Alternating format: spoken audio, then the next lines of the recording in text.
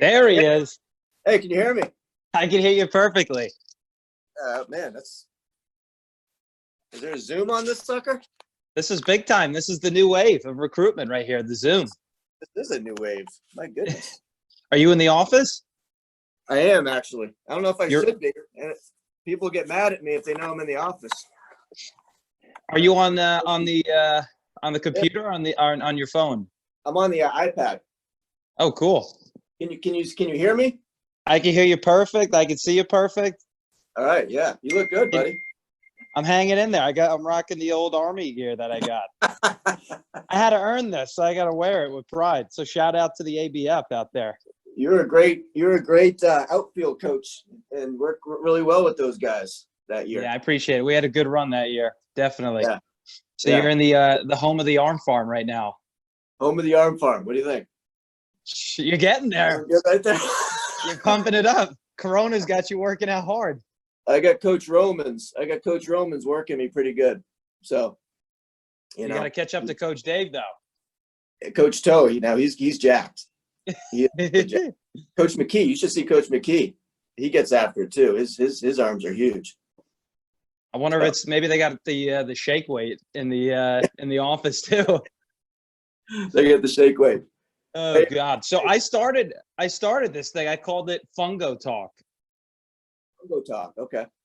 So I figured, you know what? I was like, every time, because you know what, you look up these podcasts and everyone's got the name out there. You got 3 Up, 3 Down, Baseball Talk, Diamond Talk. So I was thinking, I was like, where do I always talk when I usually, and usually when I'm hitting fungos with somebody, I'll be talking to the guy next to me. So I figured, I was like, let's do Fungo Talk. That sounds like a good one. I like Fungo Talk. That's good. So for those of you who don't know, this is Coach Reid. He is the assistant coach at Florida Gulf Coast University. And you are in charge of the infielders and you help out with the hitters. Is that correct? Yep. That's right. So people know. Also, I don't think people know, fun fact, that Florida Gulf Coast is also home of World Series champ Chris Sale. Chris Sale. And he just donated this massive scoreboard. It's one of the biggest ones, I think, in the state. And he was on campus a few weeks ago to say hello. He comes over all the time. Coach Tillett and him have a great relationship. Coach Tillett recruited him here, developed him awesome. Here. Got some great Chris Sale stories. Now when they put up the scoreboard, did you guys like cut a ribbon and everything for that, or is it just kind of That's going to happen next year, because when everything started happening with the virus, then we had to shut down the season. The scoreboard was going up during towards the end of it was finished right when the virus started, so we couldn't do that whole thing. So it's going to happen next year. So, but Gotcha. it's huge. It's great. They've already been working on it. It's amazing. It's going to be That's nice. fantastic. Yeah. And I saw you guys had a nice little 5-game win streak before this thing ended. Yeah, we started out kind of rough. I think we started out 1-6. We had played Tulane, played Kent State early. They were good teams, and then FSU had some tough losses there, but then we rattled off some wins. I think we won 7 out of our last 8, and we were finished 9-7, and we were rolling. We were doing pretty well. We had just swept St. Joseph's, good quality team. We beat their number 1 starter on Friday night. That guy was really good. But our guy was really good too, Mason Studstill, and he battled and he did a really good job, and we won that game. We won that series, and we were rolling, and then boom, we had our best practice of the year going, and then we came together. Coach Tillett brought everybody together, told us what was going on, and it was really emotional because you felt bad for those seniors. Yeah. Fortunately, a lot of seniors can come back. Yeah, because of the NCAA rule now. Yeah, the NCAA rule. So that might happen for a couple of our guys. We'll see what happens, but there's still some decisions being made. But so, what are a lot of the guys, including yourself, doing right now during this, coronavirus with everything shut down? Well, as you know, being a former college baseball coach, there's a lot of office work, and everything that I can do in the office. Like I came in the office today because nobody's around, so I can work here in my office.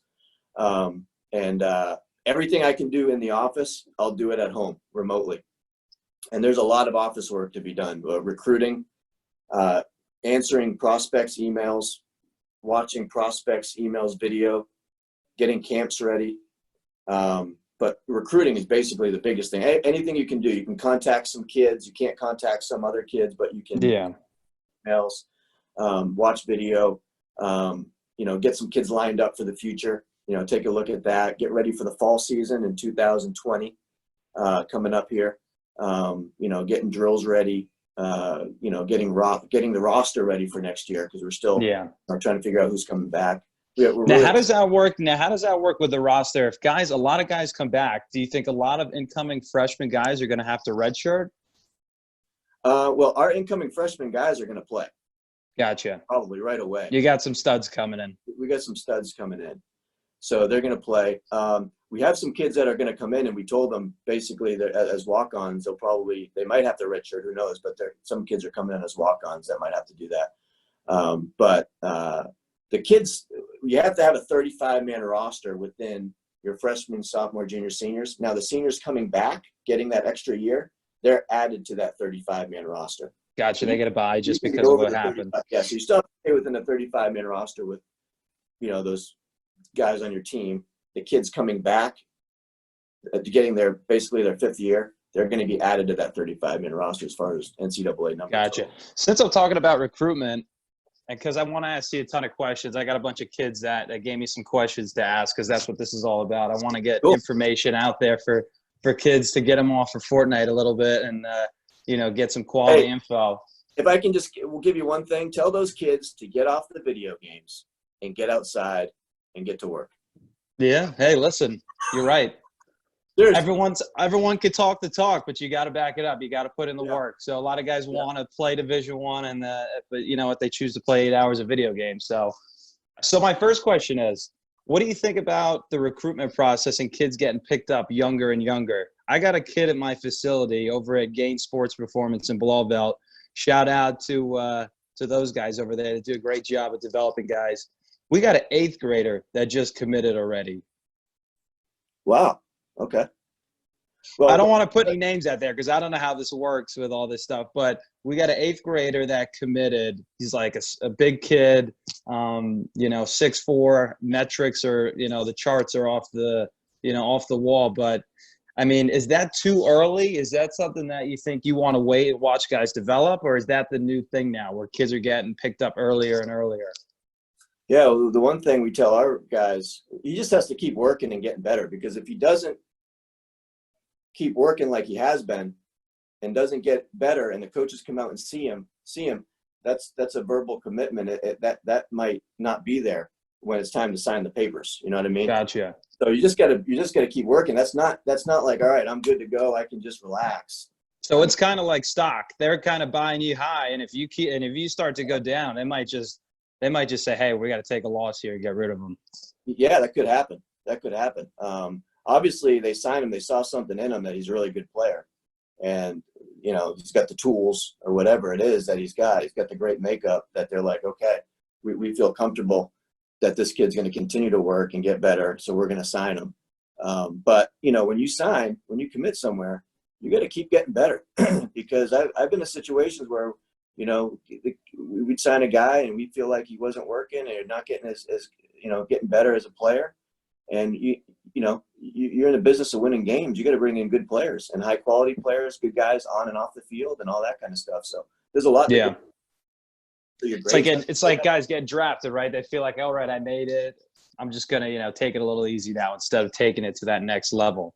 Yeah. Taking that next level. Like, I was a walk-on in college and I had to prove myself every single day, to be on the team. So, that's why I love walk-ons, to be honest with you. Yeah. They're out there. Hey, we got something in common because I walked on at Stack. Yeah. And I turned into a, MVP, all-conference guy. So, again, I think what it comes down to, and it's, I guess, that Jeter quote, right, of like, people can't work harder than you. Some may have more talent, but you know what? I think you gotta have the talent and you gotta have the work ethic, which is almost more important, Oh, yeah. So what was I going to say now? It's funny. Wait a second. Before we get started too, Fungo talk. I got 2 funny stories about Fungo during my times at Army.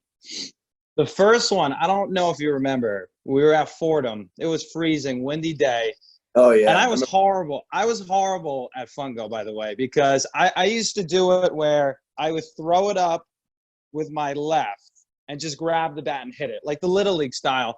I remember you and Coach Fulmer called me out. You're like, you got to switch it up. You got to hold the ball with the right hand and flip it under your arm and hit it. Yep.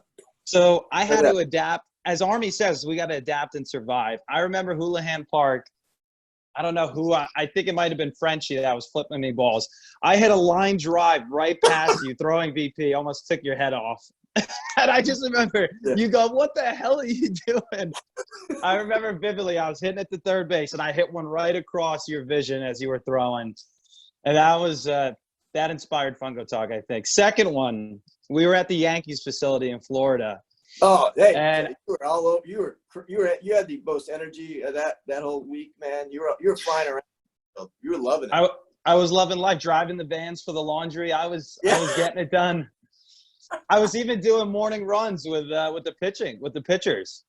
Oh wow, I didn't even know that. Look at you. Running after Gunnar Carroll and Robinette and all those guys. So that was fun. They kept me in good shape.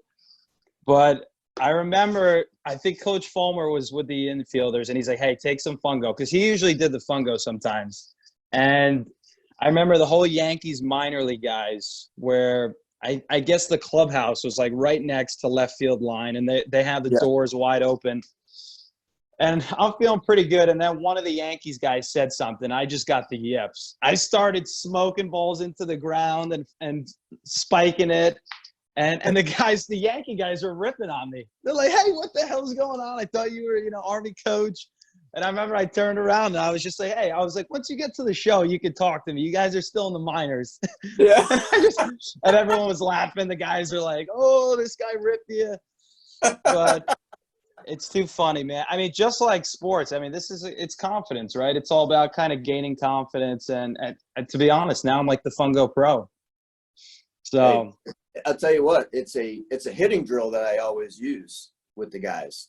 I mean, we used it at Army. It's that way of holding the bat with your left, feeding the ball under your hand, and getting that top hand back on and staying inside the baseball and carrying it through the cage with backspin.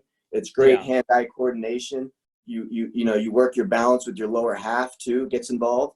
It's just a great drill that our guys do it. And I was like you when I was hitting Fungos early in my coaching career. I was at VMI as a volunteer coach, and Coach Eichenberry, who's now the head coach at James Madison, all over me. It's like, what are you hitting Fungos like that? You got to do it like this. And it's like, we do a drill like this. And I did that, and I became a much better hitter because of my Fungo. Correlation. That's great stuff right there. All right, so the first question I got. Your role with the Eagles to work with the infielders and assist with the hitters. What are some of your favorite drills to work on, both defensively and offensively? Well, man, there's a lot of drills. I can only imagine. Well, if you go, I like to do basic drills. I mean, I like to, when it comes to fielding, I like to give the guys a bunch of drills to be able to do on their own. And my big thing is we're gonna do these drills, but do them with purpose. Do them correctly. And my big word from my days at Army, attention to detail. And do them with a lot of good detail. Because I'll tell you, when I come out, even with college guys, and this is a good message for your younger guys, even some of our college freshmen will come out and do their basic drill work with no focus or bad detail, and they're not getting any better by doing it. So it's really defeats the purpose. But I like to do the Aussie drill. You get on those knees, you get your eye level low to the ground, because when you feel the ground ball, you want to get down as low to the ground as possible with those. Yeah, a lot of guys don't do that, especially at the Little League level. A lot of guys don't get down. They don't get down, and so I would like to get them down. I like to get them down so far where they're on their knees, and then they have to lean over with their upper body, so their upper body is parallel to the ground. Because you want your eyes under the ball, pretty much. You want your eyes under the ball, and you want to get that feeling of how your eyes get low, and you got to work ground up with the ground balls, right? You got to work low to high. So you want to try to get as low to the ground as possible to get that feeling. Because I know when I went to college, that's the biggest adjustment I had to make, was get lower. And when I did, I could field any ground ball because I could see the hop and I could get underneath the ball really well. Yeah. Yeah. So I'll have it cover down. And also it's a good ab workout. It gets your abs going a little bit too. And you get your glove out as far as you can get it, and not locked out, but a little flexion right there. And then your partner feeds it and you have to pick it, boom, and you have to push through it. Yeah, I like that one. And then you get back up on your knees and you just throw some picks, get your glove out, ground up, pick it, boom. And then you work your backhand off that too. And I like doing it on your knees because when you're on your knees and your hands are out and you go to your backhand, you just flip your hand over, boom, and then you work your backhand and you're out front with your backhand, because I'll tell the guys a lot, hey, work out front. Yeah. So there's no secret. I mean, it's just a lot of work, but doing it right instead of doing it just to do it.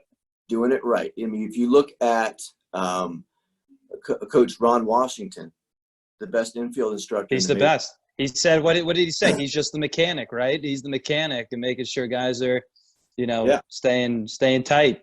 As Army would say, stay tight, baby. Stay tight. And, you do that. But there's a lot of drills you can do when you're out there playing catch too. So when our practice starts, we'll stretch, we'll run, we'll do some agility, then we'll go right into throwing. Throwing is not a time to screw around and talk about school, talk about girlfriends, talk about whatever. Throwing is a 10-minute period where you're working throwing mechanics, and it's game situational throws that you're making with your partner, not just going out and just loop. You're working on double play turns with your footwork. You're working on double play feeds when you're closer. You're working on relay footwork, relay throws. Because you think about it, a lot of the mistakes are made really on the fielding part. It's on the throwing part. And I chart every year, over 80% of our errors are throwing errors. So we spend all this time working on fielding the ground ball, which you have to But we got to finish it. We spend more time that and not much throwing because, guys are worried about throwing too much, but you got to throw.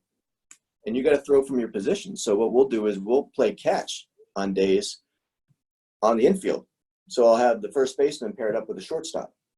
And they start in the middle of the diamond, and then as they go back, the shortstop starts throwing from where he would at his position. First baseman would throw from where so throwing the ball instead of in the outfield, throwing the ball, playing catch, warming up your arms.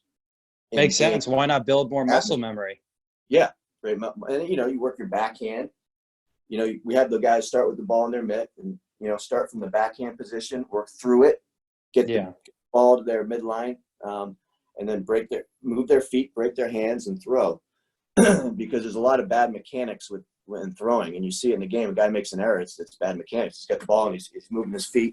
He's got the ball back here, and then he's like that. So it's almost like pitching, right? Your rhythm's off. You're not getting, your hands and your feet aren't working together. Yep, exactly. So we spent a lot of detail on the right way to move your feet with the ball in the midline, in the center of your body, so you can break your hands and throw with accuracy, moving your feet.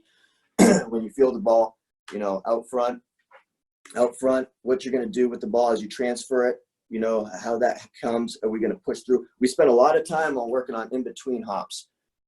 We spent a lot of time with footwork too. And I do a lot of agility, plyometrics, speed ladder, hurdles to get their hips, to get their feet firing. Because we want our footwork to be really quick. That ground ball comes, you want to gain ground to it, but then as you're approaching it, you want to shorten up those choppy steps so you can balance yourself out and get out there. So you're trying to build athletes in the infield. Build athletes, but sometimes you're going to get a tough hop. The best infielders are the guys that can, one, create good hops for themselves. Two, when they get a bad hop, can they feel that in-between hop? Okay? That ball takes that in-between hop. Are they going to let the ball play them and get beat, or are they going to go out and pick through it? Yeah. So we do a lot of one-handed pick through ground balls. So we work a lot with one-handed stuff, not just the top hand's important. If you're going to use your top hand, you got to use it the right way to clamp down on that ball. But there's going to be times that ball is going to bounce out there. You got to get through it. Yeah. If you're low to the ground and you're out front, you're going to be able to pick that ball. You're going to be able to work through that ball. And sometimes you might have to go one-handed. So we work a lot on that. And as you become more comfortable with that, you get more confident. And then come game time, you're going to make that play. And those are the infield 980, 985 percentage. But So we do a So lot even of during the corona, some of these guys could even do some of the infield stuff in their dorms. They could take a tennis ball and just bounce it and get through it a bunch of times. Yeah, I mean, there's so much stuff, and that I was just talking to Coach McKee today about the separator during this virus of players, and he's like, "Hey, the separators, who are the guys that are going to have a plan of what they're going to work on when they're at home all day, and who are the guys that are going to stay on the couch and play video games?" He said, when they come back after this virus, you're going to see who are the guys that are working. And, you know, you take a tennis ball, you throw it up against the outside wall, or you can go inside and you work your picks. I was watching A-Rod on Instagram a couple weeks ago, and he was going through some drills that he likes to do that made him a good player, and he was doing basic. Yeah, he's awesome. I love when he talks baseball. Yeah, he's doing racquetball, throwing balls against the wall. He's talking about how he'd throw it. He have a guy behind him, and that guy would throw it against the wall, trying to get it by him, and he'd have to pick it. And it was a competition. So there's a lot of things you can do. There's a lot of things you can do too without a wall. And he's even got side flips to J-Lo. He's even got J-Lo working. Hey, which brings me to hitting. Let's hear some hitting stuff. Well, hey, go to YouTube. A-Rod was talking to Barry Bonds last night on YouTube. I saw that where he was talking about the new launch swing kind of with the. But now, what do you think? What do you think about that? Well, I'm old school with it. I mean, I think launching, that's just a new term. I think swings, you got to stay above the baseball. I like high tee. All right. I like tee work. I think you get better by hitting a moving ball, because you're going to be hitting a moving ball. Tee work for me is when you put that tee in areas that are going to force your hands to stay inside the baseball and on top of the baseball. You could build some muscle memory. Yeah, and you got to know what kind of hitter you want to be. What kind of hitter is going to help your team win. Those are the kind of hitters colleges want. College teams, they want guys that are going to help their team win. And if you're a guy that gets in the cages and tries to pull home runs over the left field wall every swing, then you're not it's not going to happen. I mean, that's so you want multi-dimensional guys that can bunt, hit and run, put it in the air, line drives. I want hitters. Guys can bunt. Guys can hit and run. Guys can push for a hit, drag for a hit, slash hit and run. I mean, guys that can move their hands, and it goes back to fungo toss. You know, guys that have good hand-eye coordination that can move around a little bit. And what you understand, I was talking to Nick Rivera yesterday. Nick Rivera is the best hitter to ever come to FGCU, and he hit his last year. He hit 21 home runs. 12 of those home runs came with 2 strikes on him. So he hit 12 2-strike home runs. Wow. So I asked him, what's your 2-strike approach? And he said he turns that into a team at bat where nothing's going to get by him. He's going short, sit on fastball, and then adjust to off speed. So he's not going to get fooled. And you see guys today, they'll take 2 strikes. They'll take a breaking ball right down the middle. Strike 3, take it. And you say to him, you know, what were you thinking there? And he's like, well, I thought they'd go fast. No approach. You got to have an approach. You got to have an approach. You got to have a plan with 2 strikes where you're fastball and then adjust to the off speed. So you're not beat. You're not thinking off speed, then you can't get to the fastball. You can't think fastball and not even worry about the off speed. You got to have a plan. You got to stay short. You got to get your foot down. You got to choke up. You got to get the bat on the ball and get in play, because as you said, there's a lot of error. You got to force the infield to do 3 things. You like to get the ball on the ground, force them to field the ball, throw the ball, and catch the ball. Apply pressure on the defense, right? Right. So hitting, tee work's good. You get a high tee. You get that ball high on that tee. You got to work on top of that ball, so you work on staying short with your swing. It's good for contact points too. You got to understand the contact points. Hitting the ball deep. The guys pitching your way. How many guys are going to pitch in a lot? Stay tight, right? You stay tight. Pitchers are going to be scared to pitch the ball in. So you're going to see more pitches middle away, off speed away, that kind of stuff. Yeah. So you got to be able to handle the outer part of the plate, and you got to be able to handle off speed on the outside. So that's why you got to get your foot down, and you have to have great balance as a hitter. Yeah. And you have to get timing. So tee's good, but then you also want to. I like drills that also put yourself in uncomfortable situations where it's not just easy. Hey, let's do front toss instead of straight on. Let's do it from the angle. So you got to stay inside the ball and get back up the middle. Right. Angle it this way. So now it's coming across my body. Now I got to really let the ball travel and hit it that way instead of rolling over it. You know what I mean? Yeah.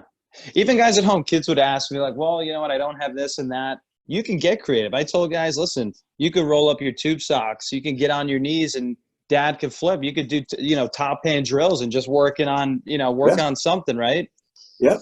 So get a mirror. I mean, shoot, look at yourself. It's a lot of guys can't film themselves. You can now with phones, but I used to get a big mirror and put it there, and I'd watch myself. Hey, Casey was talking about that on Twitter the other day. Sean Casey. The mayor. Shout out to the mayor, baby. Oh, man. University of Richmond grad. He's one of your guys, MLB Network. Yeah. My wife. Shout out to the network. Yeah. Hey, the team. You're building a pretty good team over there. The Smitty boys. Smitty. Hey. Man. Family's looking great, by the way. Yeah, you know what? The kid's got his little plastic piece. He's doing his one-hand top drills because he doesn't want to let go of his Woody or Buzz Lightyear. So he's only hitting with one hand right now. So, you know what? I think the athlete's going to be my daughter. Oh, yeah? She's chugging milk like a truck driver. She's got forearms bigger than mine. So she might be the next prodigy at Florida Gulf Coast softball. There you go. I'll have to get Coach Didi on it, our softball coach on her. Oh, man. All right, so let's get to the next question. That was awesome stuff. This is a big one. I like this, and I think a lot of, dads can take away from this because how crucial is it to have a well-drawn-up practice plan, and what would a day of practice in an Eagles uni look like? Well, practice plans, you got to have a good practice. You don't have a lot of time in college. You only have NCAA limits you with hours. So, once the season starts, you can only practice up to 4 hours. And typically you don't need 4 hours to practice, to be honest. I mean, yeah, if you're organized and you have a plan, you can get a good practice in within 2.5, 3 hours. I loved what we had at Army with the clock, with the horn going. It's just organized and it's like boom, boom, boom. And then we're done. Yep. Because sometimes I'll see that even at the high school level, sometimes it's just, guys are walking to stations. It's unorganized. It's you need to have that discipline and get things going in time management. You're exactly right, man. The efficiency, the time management part of it. I mean, there's a lot that goes into it, not just the on the field stuff, but the setup and all that. But you meet after every practice as a coaching staff. You figure out what you need to work on. You get a practice plan ready for the next day. You tweak it in the morning. You get that plan out so the guys know it. And then you get out there. Obviously, they want to come out early, and there's rules that you can't be out there when they're out there because then that would be contact time. So, yeah, gotcha. Players are going to get out there. They're going to want to do their stuff. They do their individual work. They really work hard. Our guys really do a great job of getting out there and getting after it. And then when we come out there, boom, we start, and then we're coaching them up in every aspect. We start with throwing, and like I told you, the infielders go off to right field, the outfielders in left field, and we have a throwing program. Now, how much time do you spend on the throwing part? 10 to 12 minutes. Yeah. It's an arm strengthening program, and it's a game situational throwing program where we're going to work game situational throws in there. And we mark off the distances. So, and Coach Tillett, what he does is he marks off distances between cuts, relay throws from, where you're going to be in a relay throw to home plate. So now they have the distance out there and paint. So now they know, okay, I'm at some odd feet, 127 feet. I know this is going to be this is going to be a cut relay throw. So I'm going to work my footwork and so hopefully we can cut down on errors and we can make big plays during the game because the guys are used to making those throws, because how many extra reps are you getting when you make those throws during your throwing program? Yeah. So you're getting yourself ready. And then arm strengthening is huge. I mean, that's a big tool, arm strength. Some guys will play for us late in the game because they have a good arm. Defensively, they could, their arm could play. And some infielders will play for us because they can make the double tandem relay throw to home better than another guy. So we take a lot of pride in strengthening our arm during that time. And then after that, boom, we go into individual defense where everybody breaks off and we get after it. And, our head coach, Coach Tillett, he does not want any dead time. He does not want guys walking around. I mean, it is like boom, boom, boom, we go. Yeah, so you don't want to mess with Coach Tillett. He's jacked. He's jacked too. He's like the Rock. He's the Rock of Florida Gulf Coast. Yeah. So every drill that we do is going to be guys are moving around. And then we'll go from individual defense to a team defensive segment where we'll break off into 3 different fields. So we have a field in right field, front field, left field, field on the field. And if we're doing bunt D, we do bunt D at all fields. So guys are getting reps, you know. We might have PFPs going on in left field, picks going on in right field, and rundowns going on and on the game field. And it's a really progression-based thing, practices that we do. Before we do first thirds, we're going to perfect our rundown technique. All right. Before we do picks and relays, we're going to perfect our pick work on the mound. We're going to perfect our tag work. So it's a process-oriented approach that we have with everything that we do. Really deep. Do practices change week by week, depending on who the opponent is? It will. Like if we play a team that's going to bunt a lot, you're going to work on the bunt more. We're going to work on our PFPs with our pitcher, catcher, first baseman communication on a push drag. The push bunt is a good push bunt is one of the toughest bunts to defend. And if you can push it past the pitcher and force the first baseman to have to make a decision, I mean, you can get that all day long. So I think I was just watching a highlight because they're only playing highlights on the TV. D. Gordon, I think from the left side, pushed one. He showed it early. The third baseman crashed, and then he pushed it right in between that pitcher and third base towards the shortstop, and it was like amazing, undefendable. Yeah, you can't even defend it. Amazing. You know, and it's a shame. You rarely see that type of small ball in like Little League now, right? Now everyone's like, you know, I don't want to hit and run. I don't want to bunt. You know, we're almost losing that coaching at a young age, and it's more I want to hit the homer, I want the launch angle, I want to be the judge, I want to play one position. You know, I think back in the day, I remember as a kid, bunting was huge, hit and run, we used it a lot. Kids would play every position.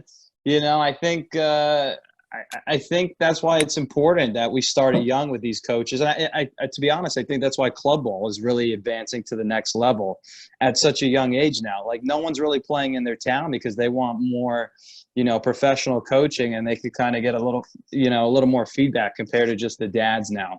Especially now the kids are getting recruited in 8th grade. You know, I think it's younger the better. So what age are these kids that you're coaching? What are the ages? I got 7 and up, but I think it gets really competitive once it hits that like 9 and 10-year-old, where you're like, man, these kids, like, you know, these guys are playing like awesome. And then their body just grows into 60, 90 and they're studs from there. But you can tell like some kids just have that it factor at 9. Some kids, it takes a little bit longer and they become better as they go along. But, you know, I mean, even in Englewood Cliffs, that's where I do my training. Shout out to the EC Hawks. Rob Kaminsky, who was a first-round draft pick, I don't know what year that was. He was the same year as Aaron Judge. Yeah. But, I mean, they were saying him as a kid. I mean, he was pumping, you know, I think in the 80s, you know, when he was like 12 years old. You know, maybe even harder. I think as a freshman, he was hitting like high 80s, maybe 90. So again, you know, you got kids that are just, you know, could pump it at a young age. You know, you even see it now, some of these kids that are like in 8th grade throwing 95, and you're just like, holy crap, you know? So well, they're at a great age, especially if they're getting coaching from you and you're hitting on all these things, playing multiple positions, being able to play a lot of different positions. Because we like to recruit guys that can play like shortstop or in infield because they can always play the outfield. Outfielders can't play. So if you're going to be, you know what I like to tell guys, you know what, you want to play you want to help the team. Number one, you want to be a team guy. Wherever coach tells you to go, take it. You know, adapt to your position and just be an athlete. I think that's what high school guys and college guys want to look for is an athlete, right? I think that's why shortstop and center fielders get so much credit because they're the best athletes on the baseball field. Yep. So, you know, I tell these guys, you know, you got to be like a Swiss Army knife. You don't want to just come in and be like, hey, this is all I do. It's like hitting, right? All I do is hit for power. Can you hit and run? Can you bunt? You know, the game's changing too, you know, with these shifts. You know, you see a guy like Anthony Rizzo, right? I mean, a guy that gets on the plate, loves to pull it, and these guys are just the shift, and it kills your average. So if you can, you know, be able to practice that bunt and get it down the line, they're probably going to stop doing that because they know anytime you want, you could pop that bunt down for a hit. That's right. So let's get on to the next question. since I want to hold you, we could talk for hours. We could do this Yeah, all day. I don't even know if I answered the first two questions well enough. I mean, detailed enough. I mean, I don't know if you want more drills or whatnot, but If you want to go, if you got them, let's do it. what's your next question? We can go back to that. Oh, I like this question. And shout out to the ABF again. How was Coach Matt at Army, and what was his role with the program? I was an assistant coach early, and then I became the head coach later for the last 3 years. So as a coach, I think. Oh, wait, let me rephrase that. That was for me. Oh, for you. Oh. That was almost like the Buckeyes. You got to tell them the Buckeyes story really quick. The Buckeyes. So I'm in my office at Army one day with my father, who was coaching at Iowa for football, coaching the Hawkeyes, Iowa Hawkeyes. And Smitty comes in, full energy, loves people, loves to talk. He'll talk to anybody. I think Smitty could have an hour conversation with this pen right here. But anyway, comes in and strikes it up with my dad. Boom, they're loving each other. And I think as you were leaving or something, you go, yeah, all right, Coach Reid, it's good seeing you. To my father, he's like, yeah, go Buckeyes, Coach Reid, go Buckeyes. And my dad's like, Ohio State, that's dirty, man. That's a dirty thing to say. And then you're like, oh, wait, no, man, I've been Hawkeyes. And your dad's an intimidating guy. Yeah, and a legend, a coaching legend in his own own ways for BC. But Coach Matt Smith, as an Army guy, I remember calling. I was calling guys because I want to bring in a good guy to be an assistant coach. When I was assistant coach when I became the head coach at Army, called a bunch of guys and glowing reports on you, and you came in. And as a coach, full of energy, came every day. And it wasn't easy for you to get there because you weren't living on post. So you had to drive. You had to drive through snowstorms and sleet and ice. Quick story, too, for that. And this has stayed with me for the rest of my life. I remember I showed up 10 minutes late to one practice. And you're like, you do that again, you're done. And I remember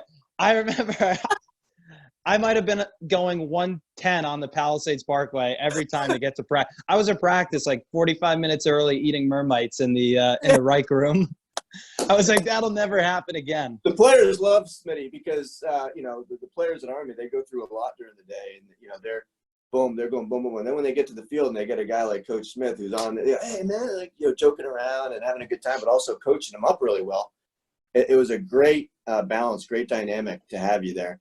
And you work great with the outfielders, work great with the hitters. You coach first base, gave the guys great instruction during practice. And you were great, but great energy, provided a lot of great focus for the guys and input when we had meetings and getting ready for practice planning.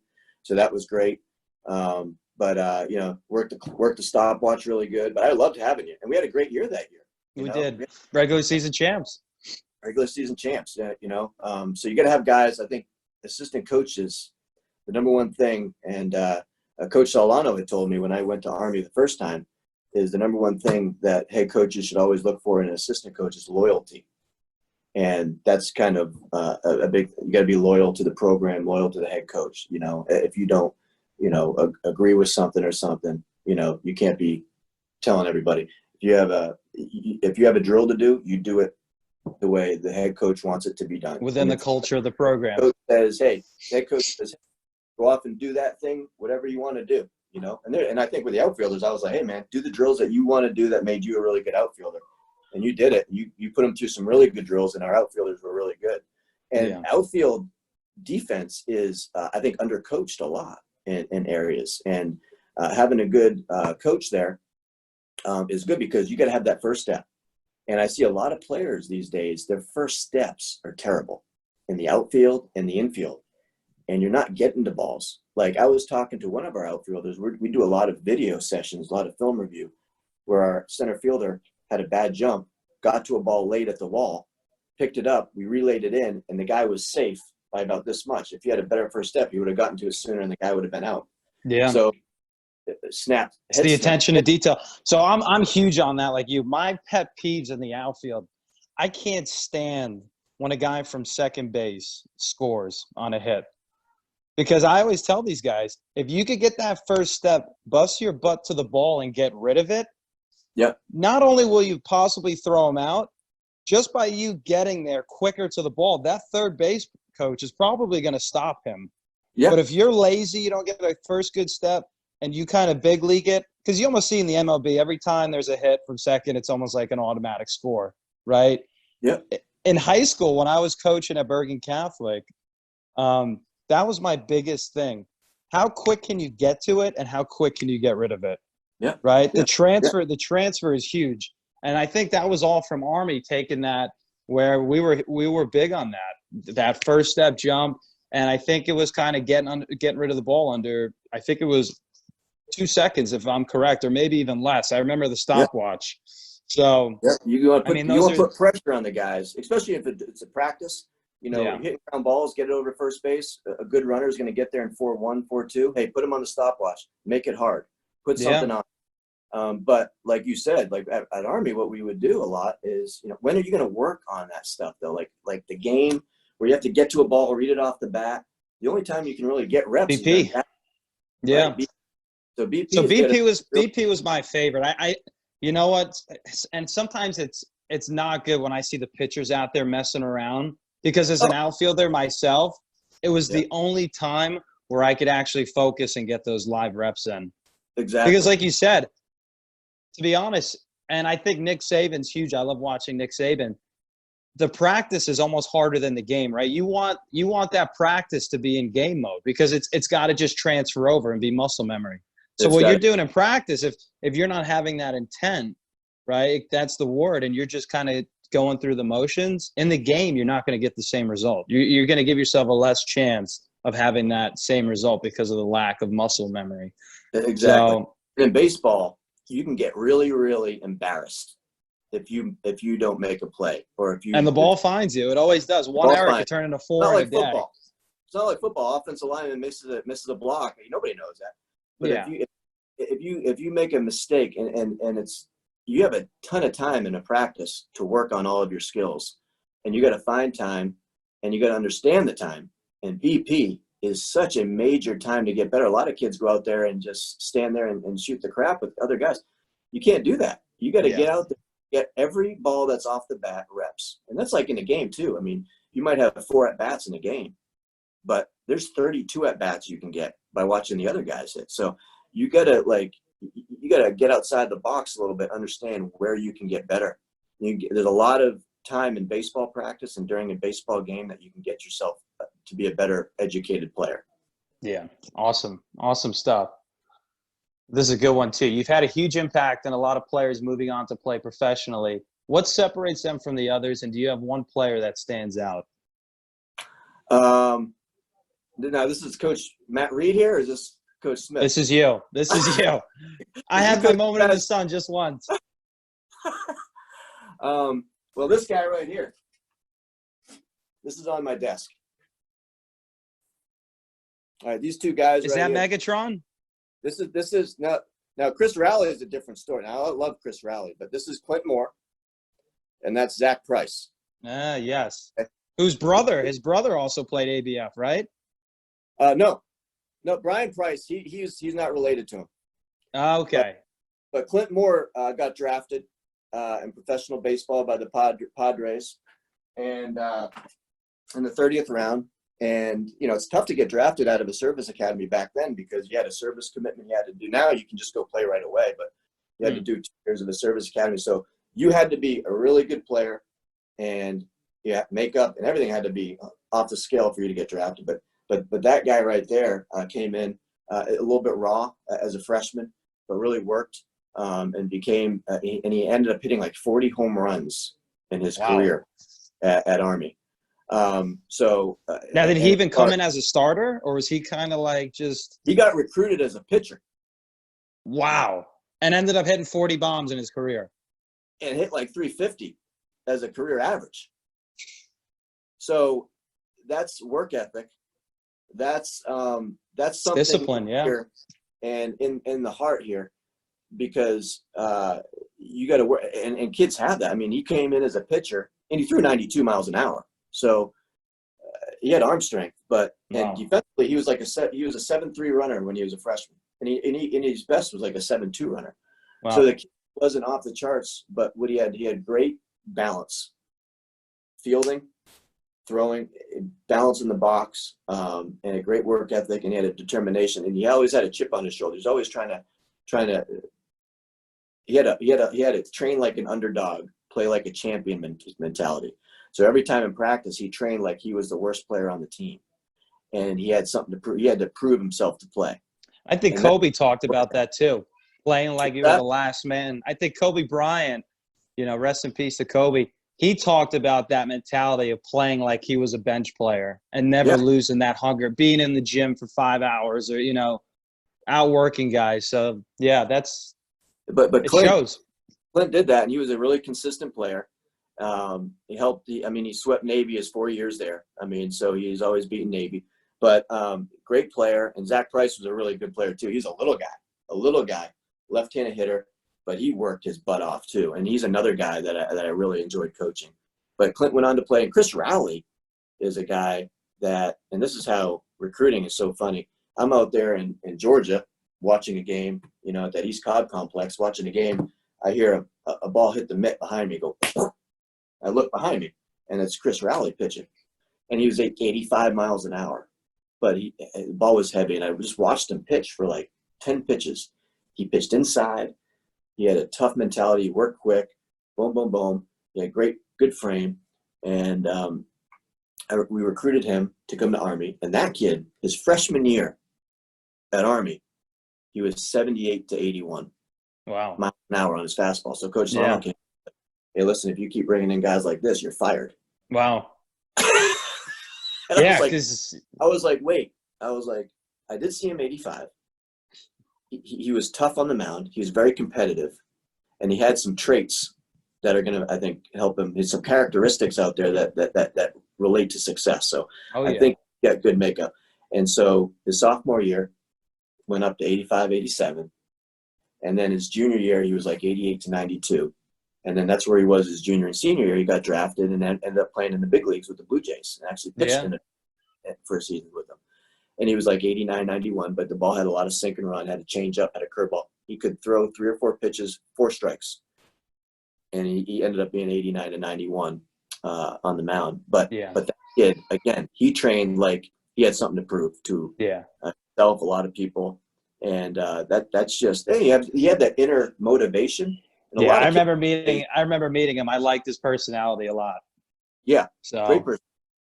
But leadership qualities. And he had that big play against Texas in the regional, right?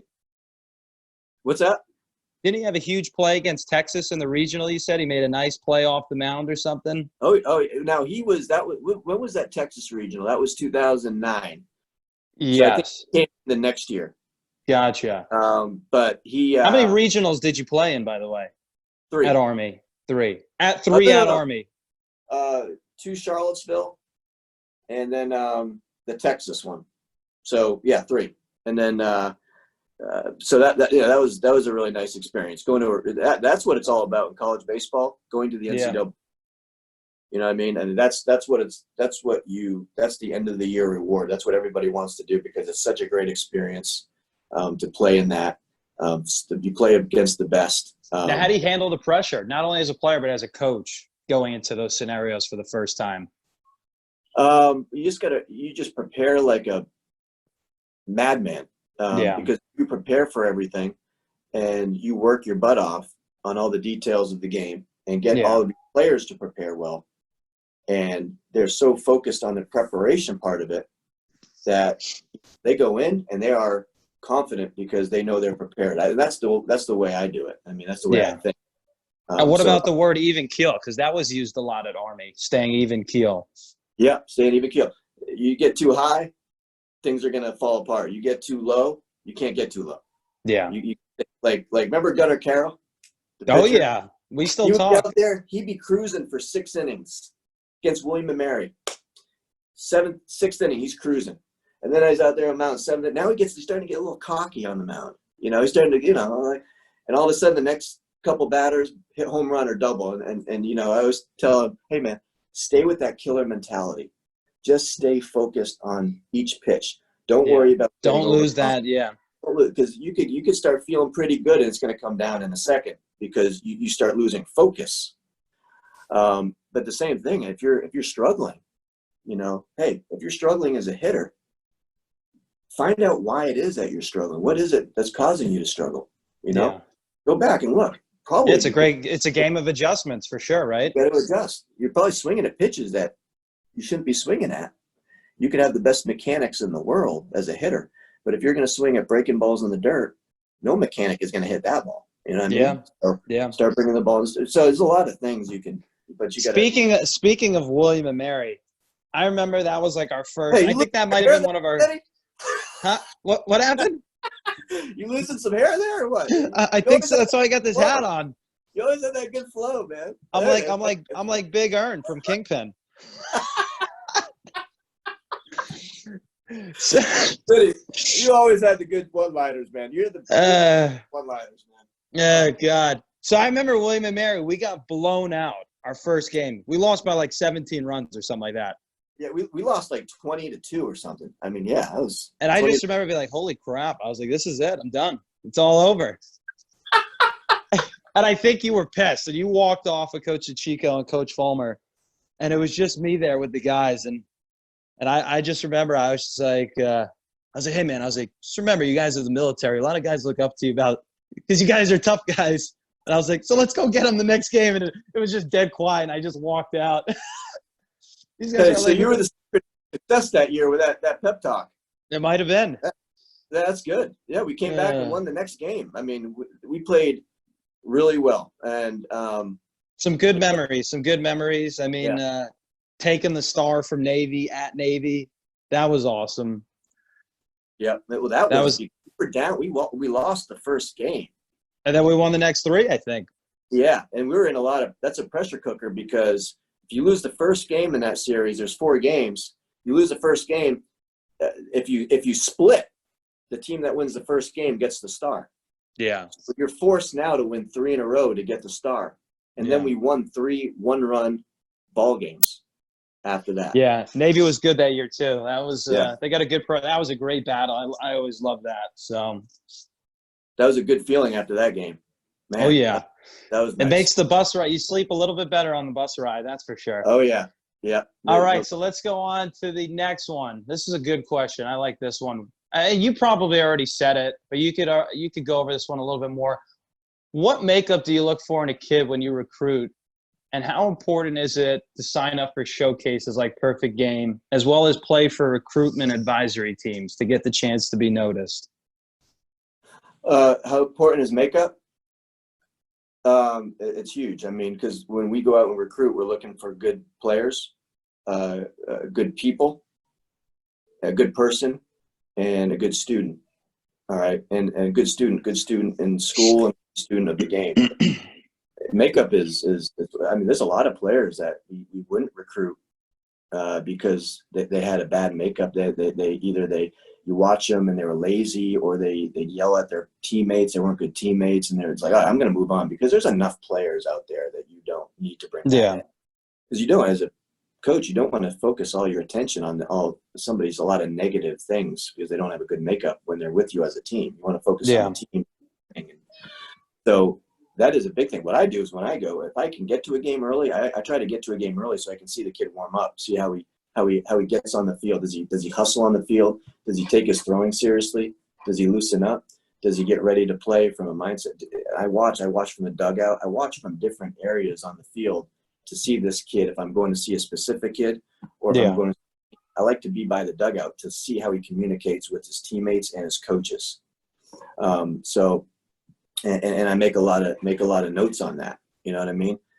So I loved what Coach Saban had to say. He said, "Who do we want on the bus, right? I'm driving the bus. What guys do I want on the bus? The guys that are going to be, set within our culture and add to the chemistry, or guys that are going to break us up as a unit?"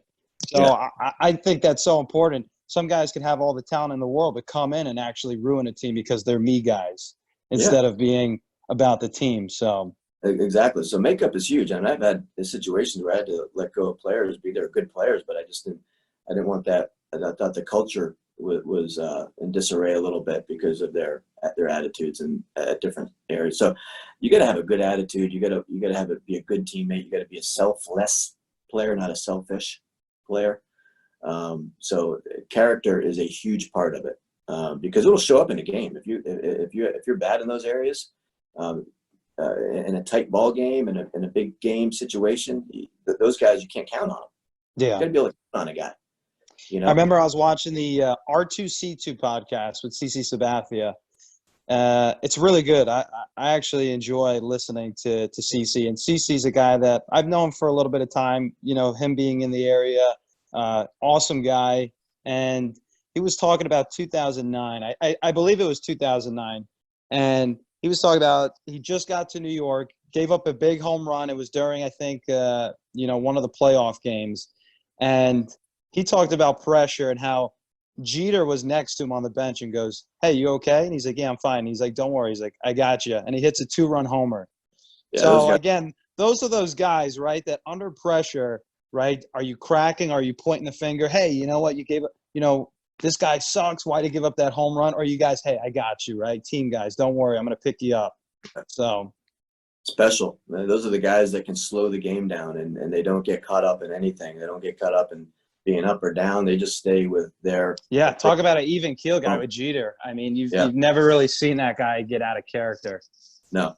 How about the way he ended it? I mean, that guy hits the biggest hit. Yeah, that was unbelievable. His 3,000 hits, a home run, and then his final hit as his career is a game-winning walk-off hit. I mean, are you kidding me? I mean, how about that pressure there? That situation. That was pretty amazing. It's hard enough to hit in general, but to you get the chance and all that, and then it's you know what? That guy deserves that storybook ending. To do it in New York where the spotlight is always on you. I mean, just a good role model too for everybody. Oh, he's a great role model. And we were fortunate at Army to go practice at that complex with the Yankees minor league system, and we got to meet Derek Jeter. And that guy was as classy, and he came over to us to talk to our players, and instead of the opposite way. So that's the kind of guy he is. Yeah. That's fantastic. Now, how was that? I missed it by a year, but how was that experience being able to play against the Yankees at Doubleday? Well, 2013, that was a great. We exhibitioned the Yankees at West Point at Doubleday. We brought in bleachers. I mean, there was thousands and thousands of people there. It was an amazing experience, and that was fun. Our players loved that. Now, was that the first time they did that, or they did that before that? They did it before, back when this guy was playing. Oh, man. Ruth. That's at West Point right there. That's a fantastic picture. That's the last time they exhibitioned him, and then they exhibitioned him again. I keep these photos in my office. They're pretty cool. Yeah, that's awesome. I'm a big baseball. This is when I was bad on. That's Lou Gehrig and Babe Ruth. I think that's on Mikey Field, but that's anyway. Special right there. Yeah. Well, I almost got in trouble with the Yankees because remember Alex Jensen was on. Oh, he took out Euclid. Yeah, I gave him the steal. I put on a double steal hit and run or something stupid against I don't know. I was coach let me coach third base, so I put on a double steal. You don't lose the edge. I like it, Matty. And Jensen goes in hard slide on Euclid. Euclid had to jump up for the ball. Oh, Jesus. Down, he started limping. And I was like, oh, my goodness. I just took out Euclid for the Yankees. And he was like, oh, I'm okay. And then we had a kid, Justin Reese, show drag bunt on Euclid. Oh, Jesus. Wait, after he got taken out? Yeah. And you could tell Euclid just started. Look, what is this guy doing? Look, what is this guy doing? Are you kidding me? Come on, tell him to hit the ball. I'm like, oh hey, Smitty. I mean, Reese, hit the ball. Oh, God. So, hey, we were trying to win that game. I mean, we took out one of their pitchers, one of their top left-handed pitchers. I forget what his name was, but he got hammered. Coach Girardi had to take him out during the inning, and Girardi says, I think he told me he broke some stuff in the clubhouse. He was so angry. And what's his name? Gardner. It's cool. Gardner forgot his sliding shorts, so we had Gardner sliding shorts, So some memorabilia, and then Yeah. CC signed baseball. And I'm not going to tell you what he signed on it, but it's pretty cool. You remember the baseball that was? Oh, I remember, and I remember what he signed on it. But yeah, Yeah. we'll keep it PG for the kids. But Yeah, I think if CC sees this, he'll love that because he'll probably remember that. But it was cool that he came. A lot of them came, even though a lot of them didn't play. We played against a lot of guys. Cano played, I think. Gardner played. Yeah, Cano was there. Yeah, Ichiro was actually there too. Ichiro was there. Gardner struck out looking to start the game. I remember that. Oh wow! We had a guy that'll get the Army faithful going. Oh, I was a nervous wreck before that game because we had a weekend series with Navy the next day, start of it. Jesus. So we're throwing our 10th, 11th, 12th, 13th, 14th, 15th pitchers on our pitching staff against the Yankees. Yeah, the Yankees. I'm like, how's this going to work? But so we lost the game, I think 8-3.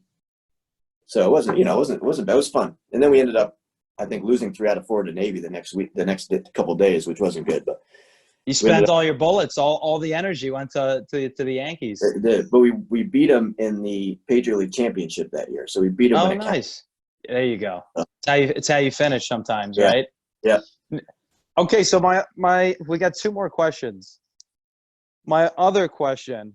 Now, Florida Gulf Coast, do you guys do anything with any pro teams down there? Any exhibitions or do any pro guys come and train at the facility besides Chris Sale? Yeah. Chris Sale, we got the closer for the Athletics, Liam Hendrix. He throws 99, 101 miles an hour. And he was a Florida Gulf Coast guy? No. He's from Australia, and oh wow. He's an amazing guy, great guy. He'll come and just kind of use the field to work out. And so he must live in the area or something like that, or he lives in Fort Myers in the off season. And amazing guy, and talking about being able to pick his brain. And I'm out recruiting in the summer. Last summer, every time I go into a restaurant, I look up on the TV. There, I see Liam Hendrix closing the game out on ESPN highlights. I'm like, hey, he's been at our field a lot. Yeah. So he'll come by. But we've got Jacob Barnes, FGCU, a former player as a closer out there. Richard Blyer with the Yankees, Jake Knoll with the Nationals. And Jake Knoll's a great story. We have a lot of great stories here. It's a blue-collar program. Kids come in here, they develop, they get better, and they get opportunities. Every one of those guys that are in the big leagues right now that came out of here developed while they were here with Coach Tillett. And Jake Knoll, when he was a freshman, he's like a 230 high school hitter. And he came in here, he was a bullpen catcher his freshman year, redshirted. The next year, he's a freshman All-American. Wow. Because he had that work ethic. I mean, talk about not having, a place or whatever, being a bullpen catcher, your redshirt freshman year, you're catching bullpens all day long. You're not even getting BP. You're not getting ground balls. But Coach would say that he would find time to get those reps on his own. So the guy worked, and this past year he had a walk-off fit for the Nationals. I mean, so that's awesome. And then Richard Blyer was a walk-on here. Jacob Barnes, who throws 99 miles an hour now, is a closer. He came in as a shortstop and got converted. Chris Sale, I mean, he had a struggle his freshman year, but then tore it up, Yeah. So and hopefully he feels better because he just got Tommy John, right? Yeah, he's an unbelievable guy, great guy. I mean, an amazing guy. Now, what is his impact on the program at Florida Gulf Coast? Well, I mean, he had a great. I mean, everybody when you think FGCU, I mean, Chris Sale is the guy for any sports program. Is the name that comes out of here. I mean, he is the big time athlete that has come out of here and done great things. I mean, yeah. Can pitchers reach out to him? Does he have an open kind of? That's fantastic. Yeah, they can reach out to him. He'll come in and spread his knowledge with the pitchers. And that's almost huge for recruitment to know that a guy like that is willing to give time. Yep. He comes in, and whenever he comes in to talk, Coach will let some of the guys know, and they'll come in and hang out with them. He loves to hang out with them. That's awesome. He's such a tough guy. He's like an old school type guy. I was going to say Some people look it, but he probably backs it up too. He's that guy. He's tough. He's tough, and he's a perfect guy for Boston. You know, he can pitch in those high pressure areas because you know, again, because he developed that. Yeah, leadership skills. He came out of the pen just to close out that, struck out Machado to win the the whole thing. So exactly, you know, so it's huge. But no, he's great. And then you know, all those guys. I mean, now we get a lot of young guys in the minor leagues right now, and the guys get drafted out of here. It's a great place because, you know, scouts are down here. We play a really challenging midweek schedule. I mean, we're playing Miami, Florida, USF, FIU. I mean, our midweeks are really big. That's big time baseball.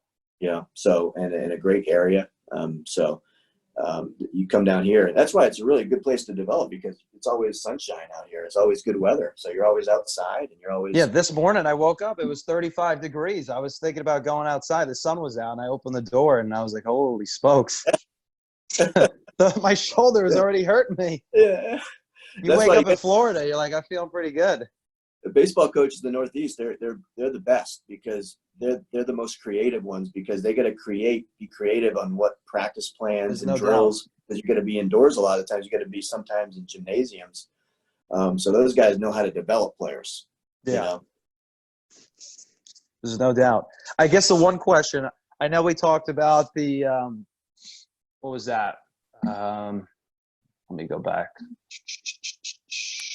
The makeup of a kid.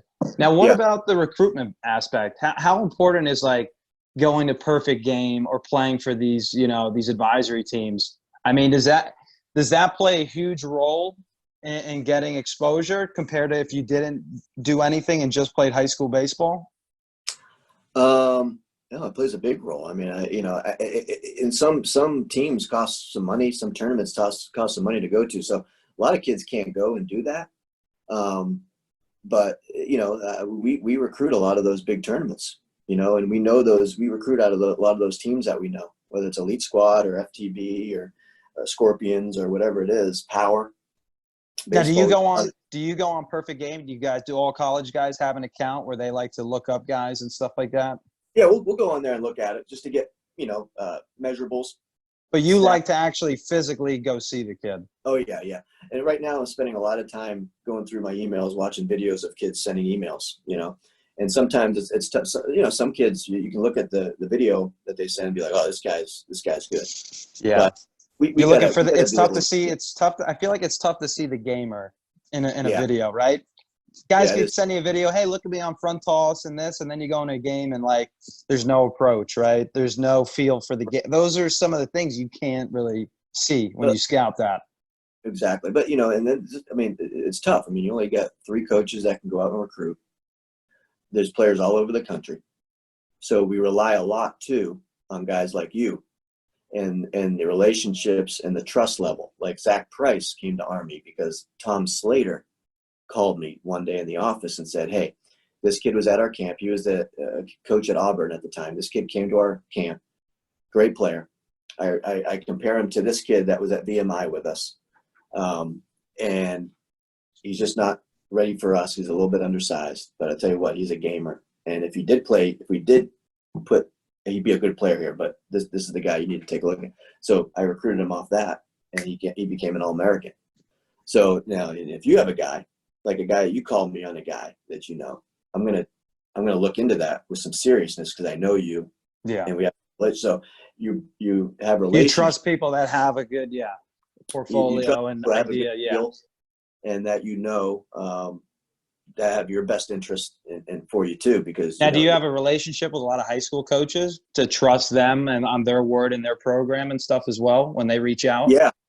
Yeah, you know, the high school coaches are, you know, it's tougher and tougher as years go on and travel ball starts to really dominate.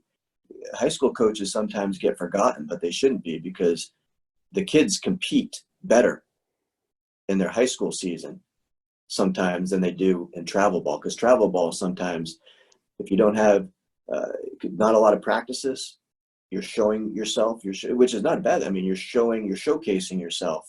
Yeah. So the team element is not there for a lot of teams. So winning is not at a high priority for some of these kids because they just want to go out. They want to get It's more exposure, yeah. Rather than high school, it's about winning. It's about winning, so they're going to do things. Oh, connection. I lost you, Maddie.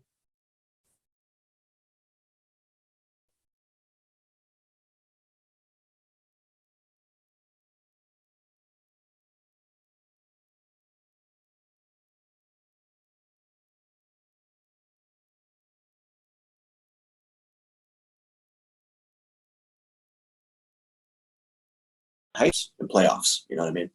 Yeah. I think I lost you for a second. Oh, so yeah, you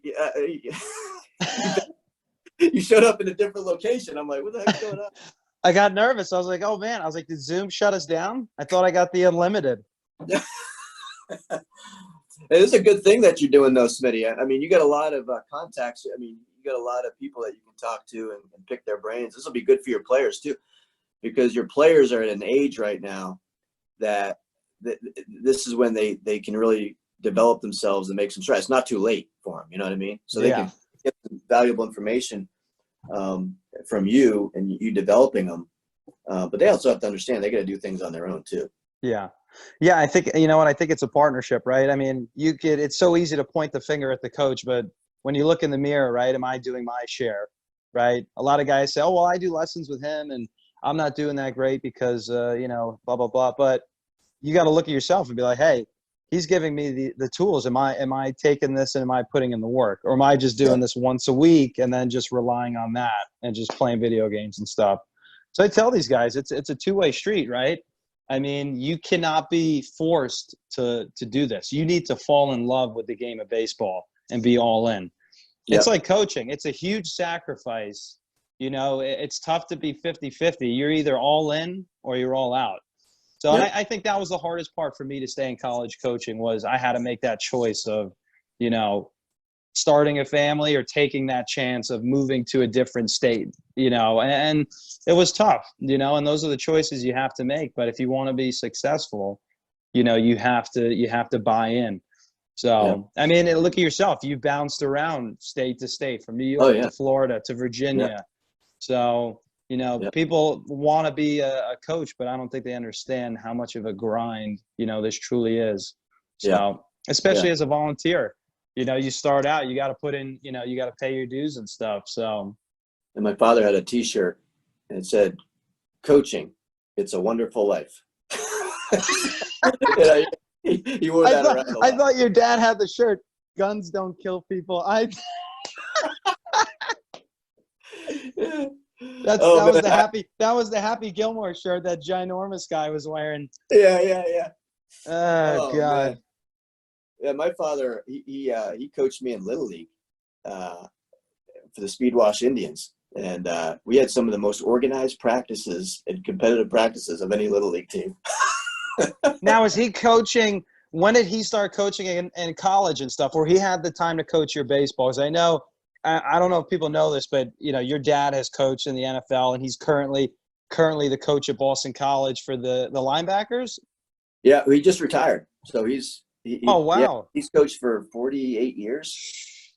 He started right out of college. I mean, he started with Dick McPherson at UMass as a grad assistant coach. Yeah, so he started. Well deserved to your dad, and congrats on that. So that's awesome. He deserves it. 40-something years in the sports world. That's a lot of hours you put in, for sure. But it's worth it. You know what? I think the beauty of coaching is the relationships. It makes life fun, right? I mean, you got kids coming back from 20 years. You know, they got kids, they got grandkids, and you know, the role that you play in their life's just incredible. I think that's awesome, right? You know, you go back and it's like, like teachers here and there, but you don't really get that emotion when you're in a classroom. You know, when you're in sports, it is like everything. Your emotion, you know, and you're like, hey, man, coach really helped raise me, not just for baseball, but for life. And I think Augie Garrido said that best, that baseball is a metaphor for life. That, you know, he was all about raising guys that, you know, a good team of good character. So when they're done with baseball, they're going to be able to be good fathers and parents. Yep. So. Yeah, exactly right.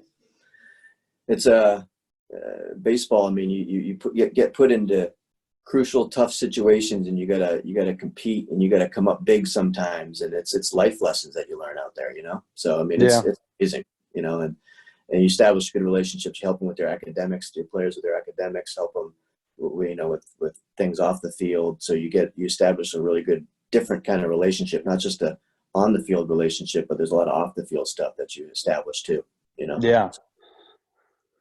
This was awesome. This is fantastic. So what's going on now with the NCAA being done for the season? What's the MO for Florida Gulf Coast for the arm farm in there? We are just working our biceps and triceps every day, Coach. No. Now I see those videos you post on I think it's Instagram of you running the trails. That is some campus at Florida Gulf Coast. Well, the last one I did, I went out for a jog, and I just filmed on Instagram everywhere I was, because there's so many cool areas. I ended up swimming in our little beach area, you know, laying on the sand, you know, and going through these nature trails. Just an amazing. I was like, this is so beautiful. I just got to show everybody what this is all about. Talk about a place to social distance. That is definitely the spot to be. This is the one. You take your kayak, take your paddleboard out to the back bays, and kayak around, try to go fishing a little bit. That's a great I'm telling you, I think that's what I'm going to do. I'm going to start this Fungo talk, and this could be like for kids to see what college. I'll interview every single coach in the country, and we could talk about the program, the culture, and just. There you go. I'll tell you what, Florida Gulf Coast, when I went to visit you, that campus and just the field and the coaching staff, if I could play there, it'd be awesome. And to know that Chris Sale was a part of that, and that, I mean, you can't beat it. You were here not too long ago. You know, maybe I'll throw out a first pitch. Bit. I'll have to come back and throw out the Fungo stick first pitch. You met the whole staff. You know, you met Coach Romans, Coach Tillett, Coach McKee. I mean, right? You met them all. So my biceps are getting there from carrying these kids all the time. I was watching a Disney special last night, and my son's wanting me to throw him up in the air, and I'm like, so I'm feeling it today. I'm doing this thing called Rumble now. I don't know if you know Rumble. It's boxing. Is that yeah. Oh, yeah. So my good friend John Mellon, who coached at Army in 2008 and then 2009, lives close by you. He lives by the George Washington Bridge in Fort Lee. And he's got the night. He's up in the penthouse. He's living the dream. Yeah, and his wife works in Tampa, so they go back from Tampa to New York City. But he does Rumble. And he'll go into the thing, but on Instagram they're doing these workouts. I'm like boxing, you know, doing all these. It's a great little workout to do at home. Try to stay active. It's funny, you know what? I guess you know, you say technology's bad. You see all these kids and stuff, but right now it's like it's big time for just stuff like this, stuff like Rumble, you know. Yeah. So yeah, this is good stuff. Yeah, and